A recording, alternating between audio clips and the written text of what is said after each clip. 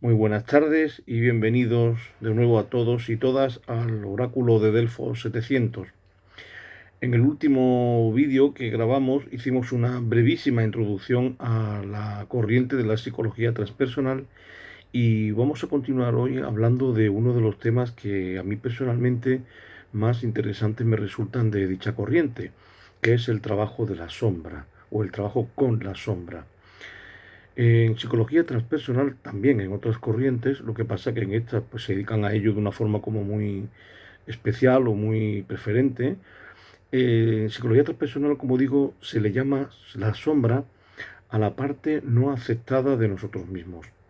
La parte que, pues, por razones pues, muy variadas y muy diversas, el sujeto reprime y echa hacia su inconsciente, lo interioriza y deja de reconocerla como propia.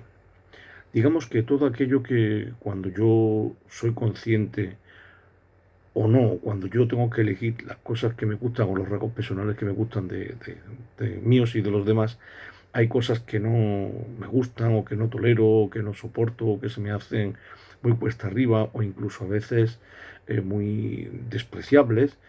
Si las tuviera yo por algún casual o por alguna razón, el sujeto prefiere no verlas o no ser consciente y de una manera, diríamos, inconsciente, valga la redundancia, las sepulta, las reprime y las introduce en lo más hondo de su mente no consciente.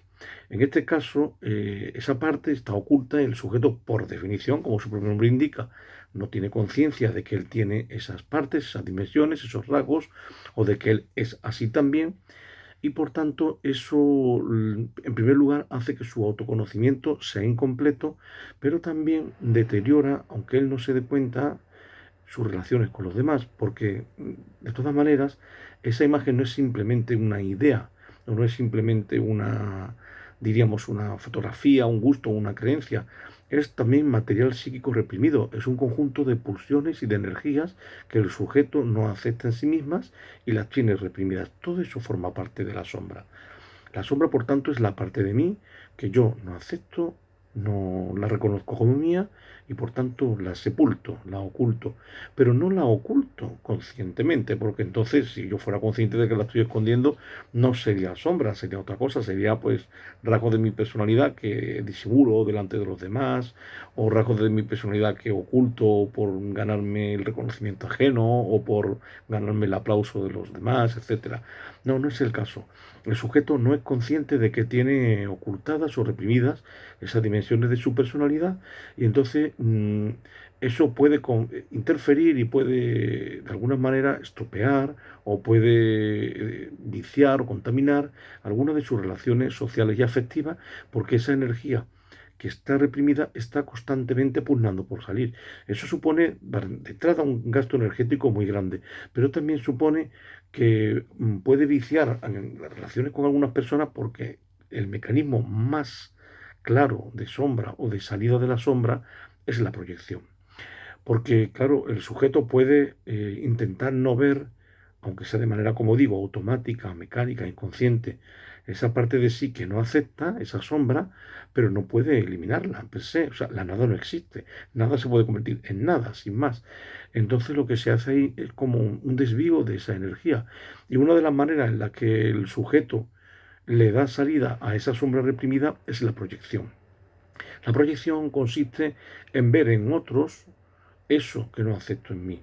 O dicho de otra manera, cuando hay una característica de mi personalidad que yo no, si yo la viera o supiera que la tengo, no me gustaría en absoluto y me produciría un gran disgusto, en todas aquellas personas que puedan tener esa característica o algo parecido, me fijo de una forma muy especial y de una forma muy certera y además tendiendo a amplificar esa característica en los demás. Eso es lo que se llama proyección, es decir, digamos, echar hacia afuera, lanzar hacia otros ese rasgo que yo tengo, pero que en mí no reconozco.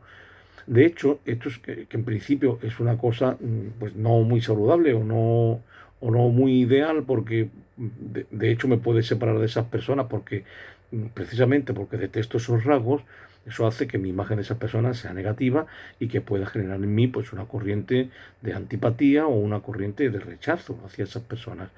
Pero sin embargo decía, esto por otro lado tiene su parte positiva, porque si queremos trabajar con la sombra, lo primero que hay que hacer, por supuesto, es detectarla y es ser consciente de cuál es esa sombra, ser consciente de que nosotros también somos eso. No solo somos eso, pero también somos eso.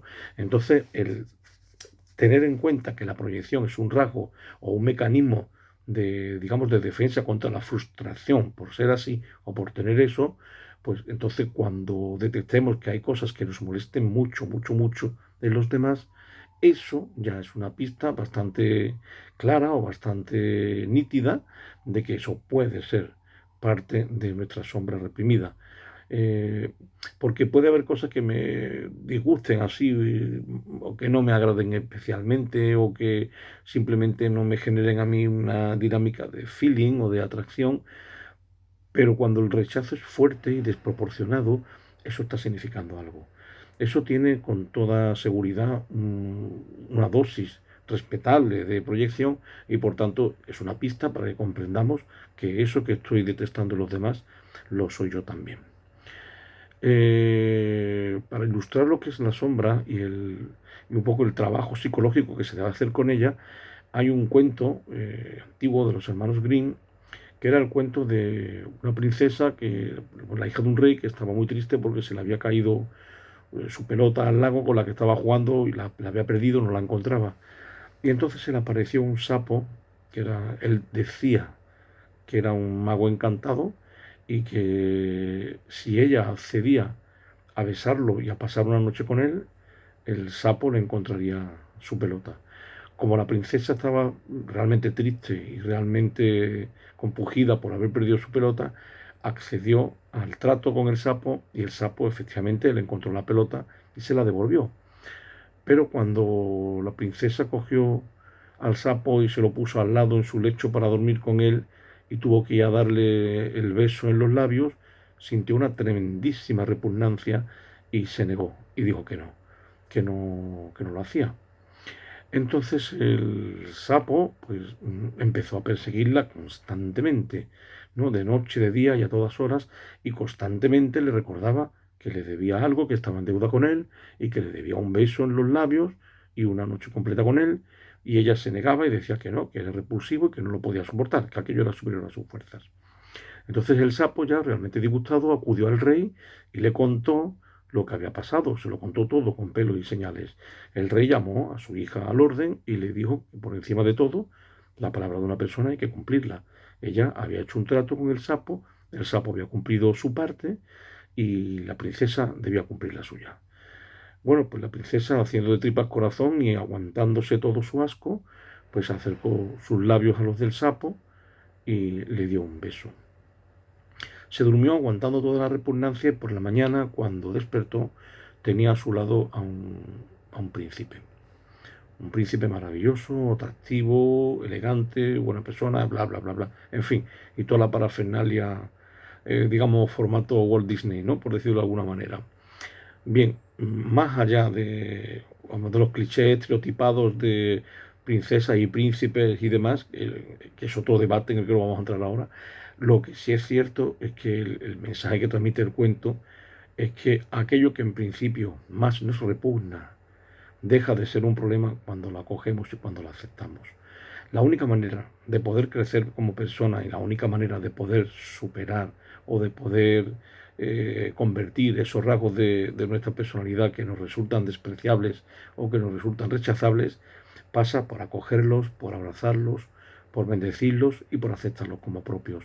Todo lo que no sea la aceptación de lo que uno es, todo lo que no sea el amor a sí mismo, todo lo que uno no sea pues una mínima y sana autoestima, seguirá siendo siempre un mecanismo represor y un mecanismo que nos hace daño y que nos condena a la frustración. Puede ser todo lo fea que sea, pero esa sombra somos nosotros también. Y además solo a partir de la aceptación y del abrazo de dicha sombra, en primer lugar, dejaremos de hacer esas proyecciones que hacíamos sobre otras personas y en segundo lugar, el aprendizaje de la paciencia con uno mismo nos va a servir también para ser muy paciente con todos los defectos de los demás. Solamente cuando nos miramos a nosotros con misericordia y con compasión podemos ser también comprensivos con los otros, con los que nos rodean. Bueno, pues nada, probablemente más adelante volvamos porque este tema es muy, muy largo, da mucho de sí y se nos han quedado algunas cosas en el tintero, pero no queremos tampoco hacer excepciones con los formatos de este tipo de vídeos que queremos que sean cortos y no pesados. Pues muchas gracias por haber estado aquí otra vez. Te invitamos a darle a me gusta o a compartirlo si te ha parecido interesante o a suscribirte al canal. Muchísimas gracias y buenas tardes.